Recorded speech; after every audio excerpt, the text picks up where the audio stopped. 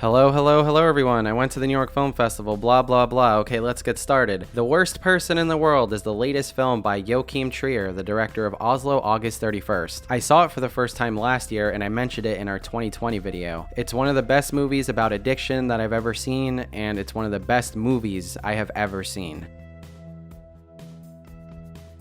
The Worst Person in the World, for me, has potential to reach those heights with repeat viewings. I say that because at the screening, for some reason, the subtitles weren't working for the first 20 minutes. The subtitles would either blink in and out, or the lines from both characters would overlap on top of each other, making them unreadable, and sometimes they would even appear prematurely, so I didn't even know when the exact line was supposed to happen, so it was really confusing and annoying. I got the essence of what was being talked about, but I couldn't get invested in that time because the subtitles were legitimately unreadable, and I was getting pissed off. I mean, how long have subtitles been in films? In the silent era, we literally had title cards explaining the dialogue, so how the fuck does this happen? Somebody please tell me, like, I want to know. I was getting so frustrated that I thought about walking out, but at a certain point it went back to normal. But there was a part of me, whenever we entered an emotional scene, I was thinking, oh my god, if the subtitles fuck up during the scene, I'm going to be so upset. But that never happened, thankfully. I was in the theater and I was expecting other people to get more visibly upset, but it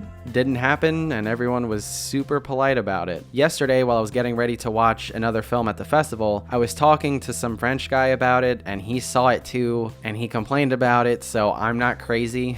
Anyway, so that eventually subsided, and what happened after turned out to be one of the best movies of the year. The Worst Person in the World stars Renate Reinsve, Anders Danielsen Lee, and Herbert Nordrum. Renate Reinsve won the Best Actress prize at Cannes, and it's well deserved. She hasn't been given opportunities to lead many films before this, and she knocked it out of the park. She is so insanely watchable, she has great comedic timing, and I can't wait to see her in more films because of this. Anders Danielsen Lee was in Oslo August 31st, and he was also in the previous film that I reviewed, Bergman Island, and he was great in those movies, and he's great in this too. If you've ever seen him in any movie, you know exactly what you're gonna get, and that's a really great performance. I've also never seen Herbert Nordrum in anything either, but he's awesome in this movie. He is so funny, and he's given a lot of scenes to shine. The story is fragmented in 12 chapters over the course of 4 years, so throughout the movie, you know where you are in the runtime, which I don't think helps with making the pacing better because the pacing is already good, but apparently it's similar to what he did in one of his previous films, Reprise, which I haven't seen yet, but in the Q&A after they talked about it and I was like, okay, when I watch Reprise, eventually I'll know what I'm getting. There are loads of creative set pieces that left my jaw hanging open, not just at the execution, but the premise of some of these sequences alone left me feeling a whirlwind of joy. I absolutely loved so much of this movie. The lighting was absolutely gorgeous. As I said in regards to the performances, this film is surprisingly hilarious for a film called The Worst Person in the World. My only two complaints were that the musical score felt inessential at times, especially in the more dramatic scenes. I didn't feel like it enhanced any of those scenes at all. And my other complaint, like I mentioned before, the subtitles really took me out of the movie in the beginning, and hopefully whenever I see it again, I can get the ideal experience and I might have a higher rating than the one I'm about to give right now. And I'm giving The Worst Person in the World an 8 out of 10. If you enjoyed this video, hit the like button. If you agree or disagree, tell us in the comments. Subscribe if you haven't already. Share with your friends. Do all the things. The Matrix video is coming soon. We got more reviews. This month is going to be so fucking busy. Okay, goodbye. You have to get past the Avengers and Marvel shit at some point, okay? Other